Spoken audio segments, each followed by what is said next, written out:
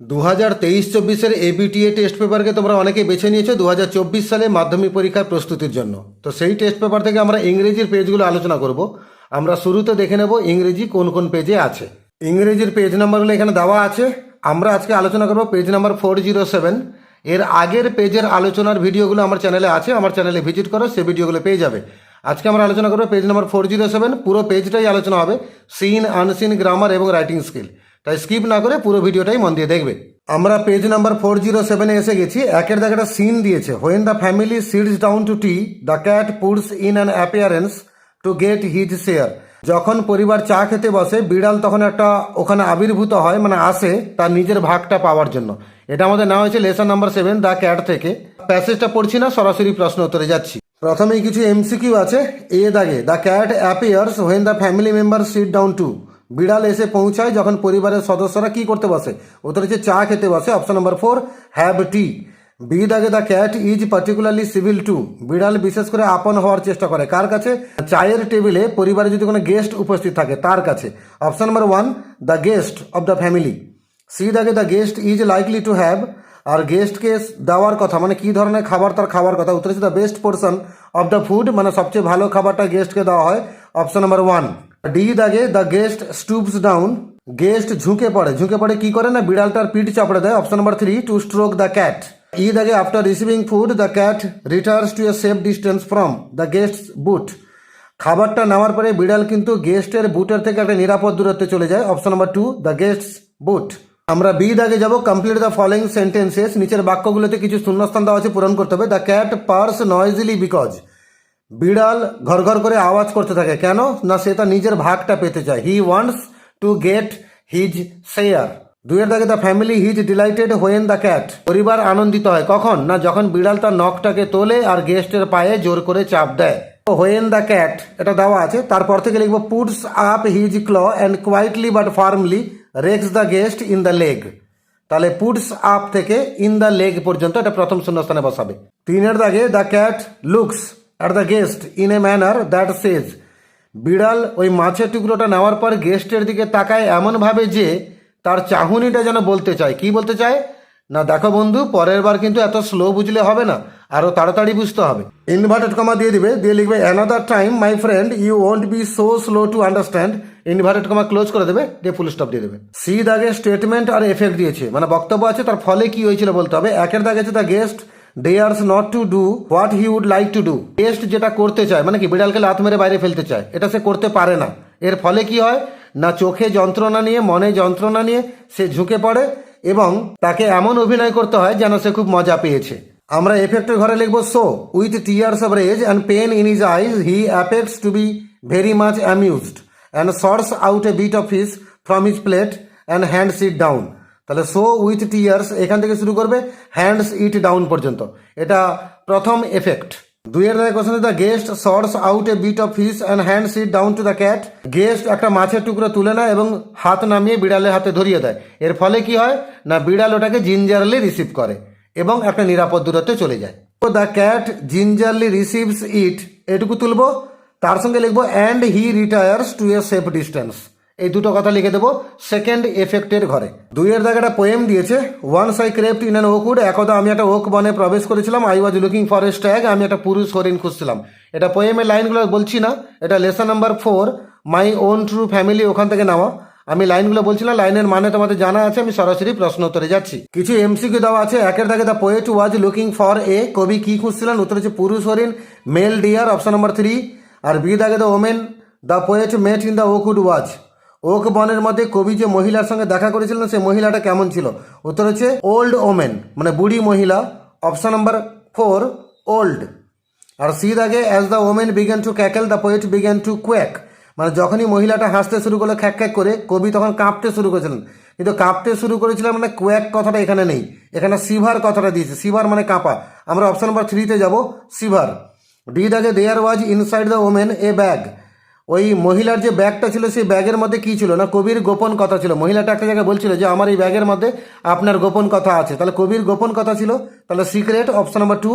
আর B দাগে দুখানা question দিচ্ছে। একে দাগে who were the staring tribe. সে অদ্ভুত তাকিয়ে থাকা প্রজাতি কারা?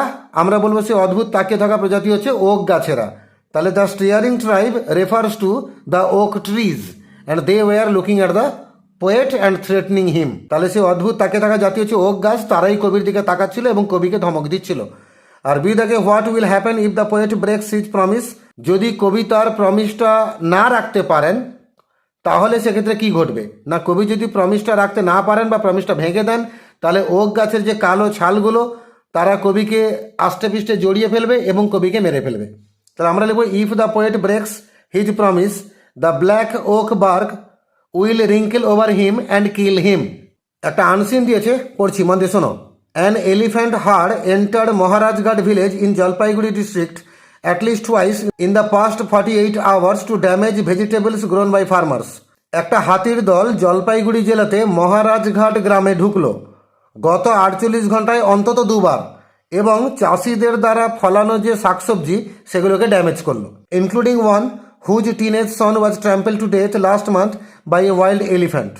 আর সেই চাষিদের মধ্যে একজন চাষি এমন আছেন যার একটা কিশোর ছেলেকে গত মাসে হাতি পদপিষ্ট করে মেরে ফেলেছিল। Villager said that in the past 2 days the herd damaged vegetables grown on 10 bighas at least. গ্রামবাসীরা বলল গত দুদিনে এই হাতির দল অন্তত 10 বিঘা জায়গা জুড়ে ফসলের জমিকে ক্ষতিগ্রস্ত করেছে। The farms include that Bishnu Das.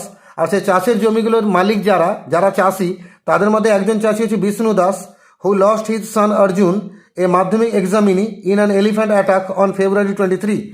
এই বছর 23শে ফেব্রুয়ারি মাধ্যমিক পরীক্ষার দিতে যাওয়ার সময় এই বিষ্ণু দাসের ছেলে অর্জুন দাস সে হাতির পদপৃষ্ট হয়ে মারা গেছিল। Das was taking his son on a motorcycle to the exam centre through a Baikunthapur forest road as a shortcut when the tragedy occur. এই বিষ্ণু দাস তার ছেলে অর্জুন দাসকে নিয়ে মোটরসাইকেলে করে পরীক্ষা সেন্টারে নিয়ে যাচ্ছিলেন বৈকুণ্ঠপুর ফরেস্ট রোড ধরে। এই রাস্তা ধরে গেলে একটু শর্টকাট হবে, মানে কম সময়ে পৌঁছানো যাবে, আর তাই তিনি সেই রাস্তায় ছেলেকে নিয়ে পরীক্ষার সেন্টারে নিয়ে যাচ্ছিলেন আর যখনই এই দুর্ঘটনাটি ঘটেছিল। In the past couple of days, মানে গত দুদিনে a herd of 15 to 16 elephants entered the village from the forest and damaged farms where vegetables were ready for harvest. গত দুদিনে 15 থেকে 16খানা হাতির একটা দল এই গ্রামে ঢুকেছিল বন থেকে এসে এবং তারা ফার্মারদের ওই ভেজিটেবল গ্রাউন্ডগুলোকে ধ্বংস করেছে, যে ভেজিটেবলগুলো অলরেডি হারভেস্ট করার মতো অবস্থায় ছিল, মানে ফসল তুলে নেওয়ার মতো অবস্থা ছিল, মানে পেকে গেছিল, রেডি ছিল। Das who had cultivated rich gourd and bitter gourd, এই বিষ্ণু দাসের কথা বলা আছে, যিনি চাষ করছিলেন ওই লাউ এবং উচ্ছা, said that he lost almost his entire produce. তিনি বললেন যে তার সমস্ত ফসল প্রায় শেষের পথে, তিনি হারিয়ে ফেলেছেন, মানে তার সমস্ত ফসল এবং সবজিকে ওই হাতির দল ধ্বংস করে দিয়েছে। I spent around ₹80,000 and cultivated rich gourd on a 2 bigha plot. তিনি বলছেন আমি প্রায় 80,000 টাকা খরচ করে 2 বিঘা জায়গা জুড়ে ওই উচ্ছা চাষ করেছিলাম, ওই লাউ চাষ করেছিলাম।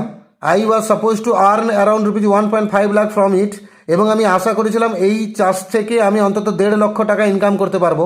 The elephants completely damage the crop on Wednesday night. কিন্তু বুধবার রাতে ওই হাতির দল আমার পুরো সমস্ত ফসলকে ধ্বংস করে দিয়েছে। Usually we cultivate vegetables in this village.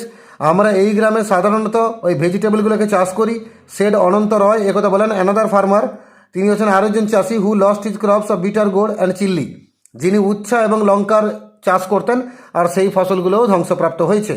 We did inform the forest department, আমরা ফরেস্ট ডিপার্টমেন্ট মানে বন দপ্তরকে জানিয়েছি, but usually before teams of foresters can arrive the elephants do the damage and leave. কিন্তু বেশিরভাগ সময় কি হয়, বন দপ্তরের কর্মীরা আসার আগেই হাতিরা তাদের যা যা ক্ষতি করার কাজ করে দেয় এবং সেখান থেকে চলে যায়। Senior forest officer said they had always try to steer elephants from human habitats back into the forest.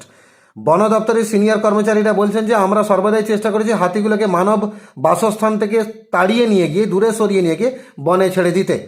Hari Krishnan, the divisional forest officer of Vaikuntapur, said farmers could claim compensation if they lost their crops in an elephant attack. তিনি একজন divisional forest officer, তিনি বলছেন বৈকুণ্ঠপুরের লোক, তিনি বলছেন যে কৃষকেরা কিন্তু যদি খুব বেশি ক্ষতির সম্মুখীন হয়ে থাকেন তাহলে তারা কম্পেনসেশন মানে ক্ষতিপূরণ দাবি করতে পারেন বা ক্লেম করতে পারেন।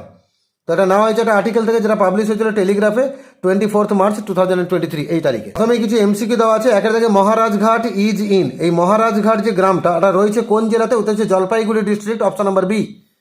আর 2 থেকে elephants trampled the son of, এই হাতির দল কার ছেলেকে পদপৃষ্ট করে মেরে ফেলেছে, বুঝতে হচ্ছে বিষ্ণু দাসের ছেলেকে, অপশন নাম্বার সি। আর 3-এর দাগে অর্জুন দাস ওয়াজ এ মাধ্যমিক ক্যান্ডিডেট, অর্জুন দাস একজন মাধ্যমিক পরীক্ষার্থী ছিল, অপশন নাম্বার এ।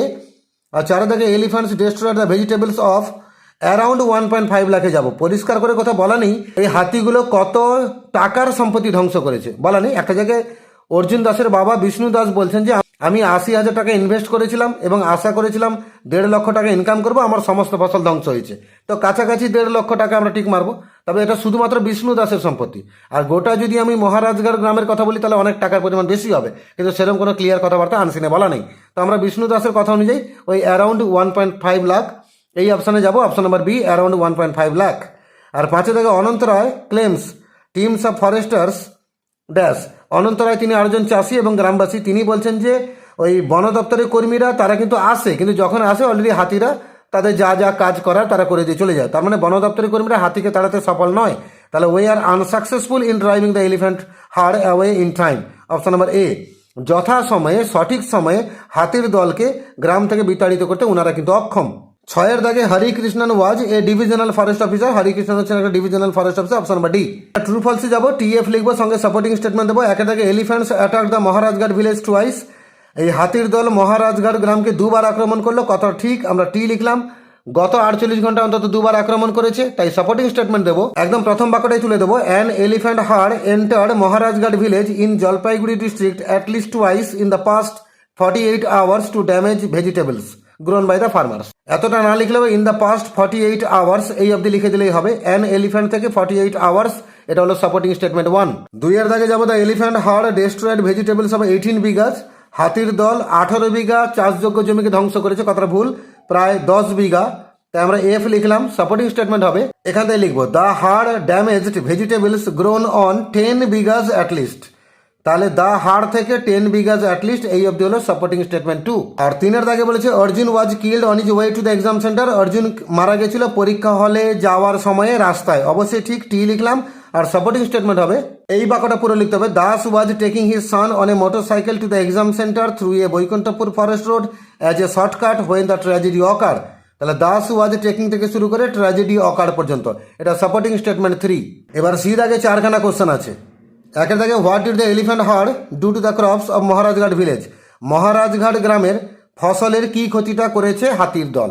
আমরা বলবো গত 48 ঘন্টায় হাতির দল মহারাজঘাট গ্রামে 2বার ঢুকেছে এবং তারা চাষিদের দ্বারা ফলানো ফসলগুলোকে নষ্ট করে দিয়েছে পুরোপুরি, এবং এই নষ্টটা করেছে তারা 10 বিঘা জায়গা জুড়ে ভেজিটেবলের। আমরা উত্তরে লিখব, the elephant herd entered into Maharajghat village at least twice in last 48 hours and damage the crops harvested by the farmers of about 10 bighas. আর 2-এর দাগে how did the forest department try to assist the villagers, আর বন দপ্তরের কর্মীরা গ্রামবাসীকে কিভাবে সাহায্য করেন। ওনারা বলছেন আমরা সর্বদা চেষ্টা করি হাতিগুলোকে মানব বাসস্থান থেকে দূরে তাড়াতে এবং বনে সরাতে, আর তাছাড়া ক্ষতিগ্রস্ত চাষিদেরকে আমরা কিন্তু কম্পেনসেশন দিই। তো আমরা উত্তর লিখব, the forest department always tried to steer elephants from human habitats back into the forests, and they also offered compensation to the affected farmers. 3-এর দাগে how was Bishnu Das affected by the elephant attack, Bishnu Das হাতির আঘাতে কিভাবে ক্ষতিগ্রস্ত হয়েছে। আমরা বলবো বিষ্ণু দাসের প্রায় 2 বিঘা জায়গা জুড়ে যে লাউ চাষ করেছিল সেটাকে হাতি পুরোপুরি নষ্ট করেছে, এবং গত বছর বিষ্ণু দাসের ছেলে অর্জুন দাসকে হাতি মেরে ফেলেছে। তা আমরা বলবো the elephants destroyed cultivation of rich gourd by Vishnu Das on 2 bighas land, and also the elephants killed the son of Vishnu Das, Arjun Das last year on the way to his examination center. আর 4 দাগে হু ওয়াজ অর্জুন, অর্জুনটা কে, আমরা বলবো অর্জুন হচ্ছে বিষ্ণু দাসের ছেলে এবং সে একজন Madhyamik candidate. তাহলে Arjun Das was the son of Bishnu Das and he was also a Madhyamik examination candidate. আমরা 4-এর দাগে যাব, শূন্যস্থান পূরণ আছে, it had been raining all morning yesterday, গতকাল সকালে সারাটা সকাল ধরে বৃষ্টি হচ্ছিল। So Rama and I stayed at home, তাই রমা এবং আমরা ঘরে থেকে গেছিলাম। We are watching a movie, আমরা কিন্তু সিনেমা দেখছিলাম। 5-এর এ দাগে a book has been lying on the table since morning, আমরা একটা বই পড়ে আছে টেবিলের উপরে একদম সকাল থেকে, প্রেজেন্ট পারফেক্ট কন্টিনিউয়াস টেন্স। তাই সিন্স বসলো। বি দাগে ডু অ্যাজ ডাইরেক্টেড তিনখানা গ্রামার আছে। একের দাগে what have you written father, বাবা তুমি কি লিখেছো, সেড স্বামীনাথন। এটাকে ন্যারেশন চেঞ্জ করতে বলেছে, আমরা লিখবো স্বামীনাথন আস্কড ফাদার বা Swaminathan asked his father what he had written. এই হির কাছে ব্র্যাকেটে তুমি ফাদার লিখতে পারো। আর দুয়ের দেখা যাচ্ছে we took an old letter it was lying on the book case, আমরা নিলাম একটা পুরনো চিঠি, এটা বই তাকে রাখা ছিল। কমপ্লেক্স করতে বলেছে, আমরা অ্যাডজেক্টিভ ক্লজ ব্যবহার করবো। উত্তর হবে we took an old letter which was lying on the book case. তিনের দাগে mango juice is made of ripe mangoes, আমের জুস তৈরি করা হয় পাকা আম থেকে। এটাকে ভয়েস চেঞ্জ করবো, প্যাসিভ ভয়েসে আছে আমের জুস তৈরি করা হয় পাকা আম থেকে। কার দ্বারা? আমাদের দ্বারা।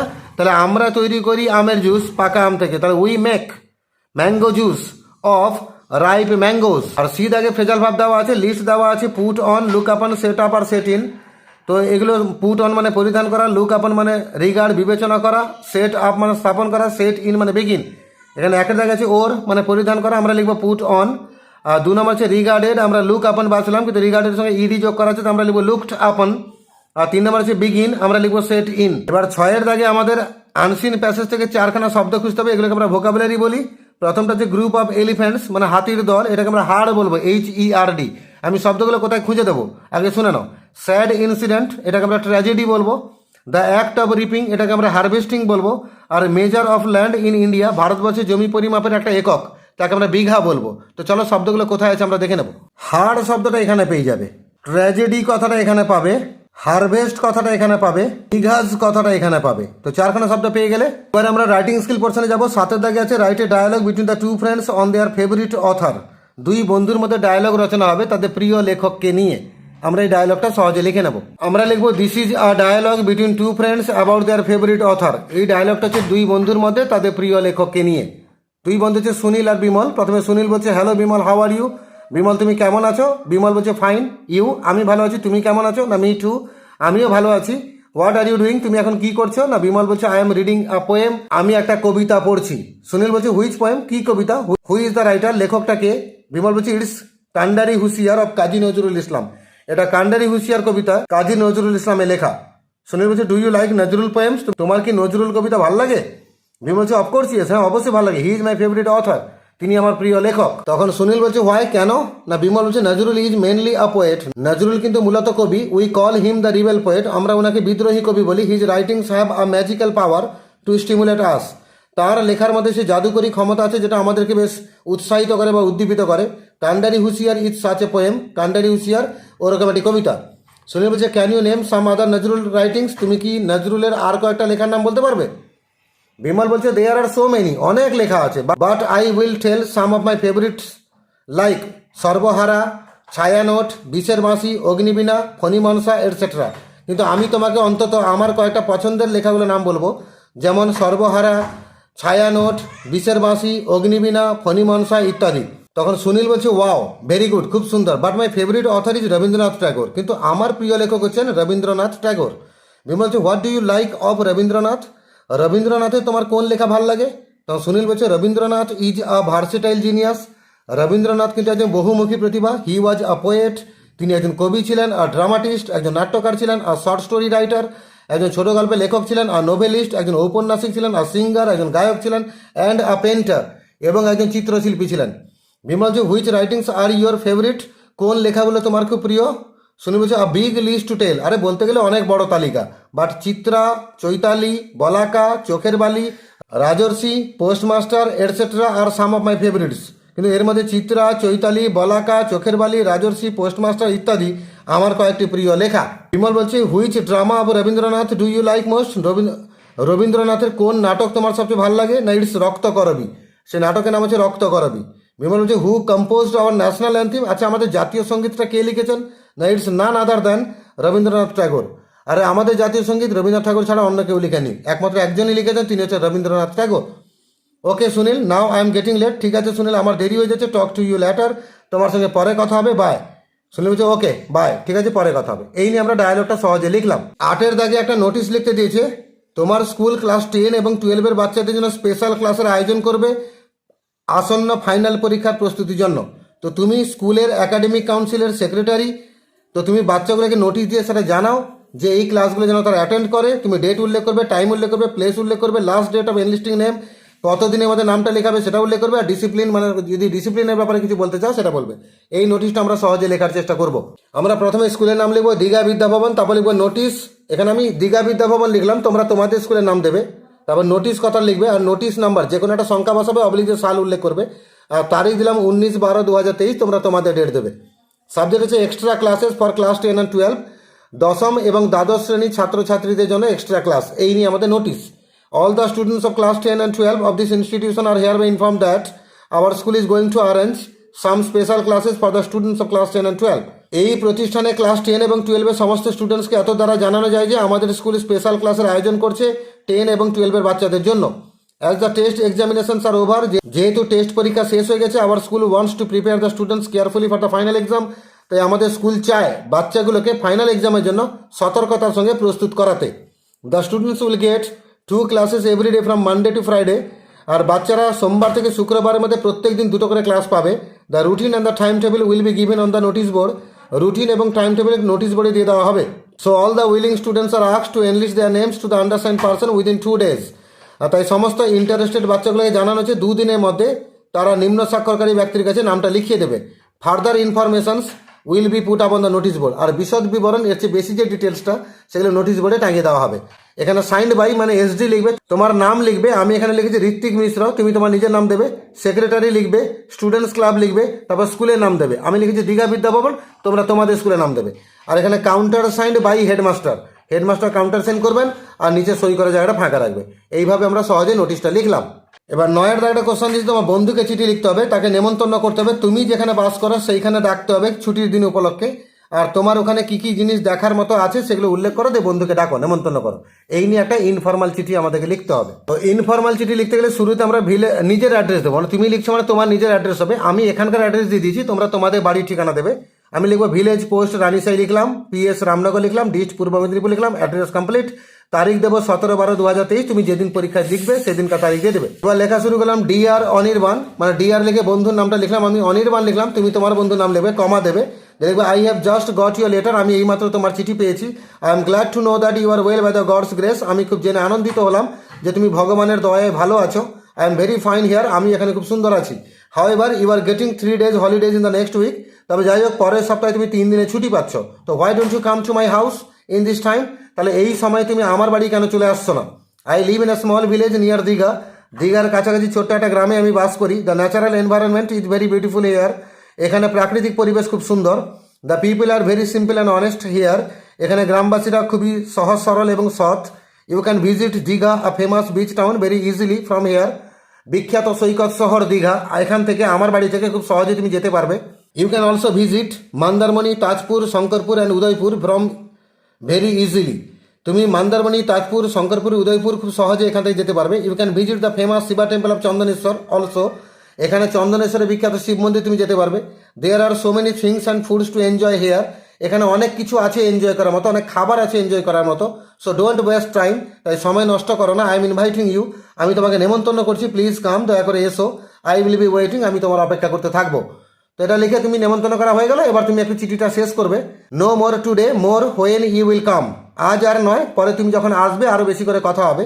With regards to your parents and love to you, তোমার বাবা মাকে প্রণাম জানাবে আর তোমাকে ভালোবাসা থাকলো। ইউর লাভিং ফ্রেন্ড, তোমার প্রিয় বন্ধু, তুমি তোমার নাম লিখবে। আমি এখানে রাহুল লিখেছি, তুমি তোমার নিজের নামটা লিখবে। এখানে পদবি দেবে না, টাইটেল দেবে না, শুধু নামটা উল্লেখ করবে। আর এখানে 2 দিয়ে তোমার বন্ধুর অ্যাড্রেস দেবে, যে বন্ধুকে তুমি চিঠি লিখছো।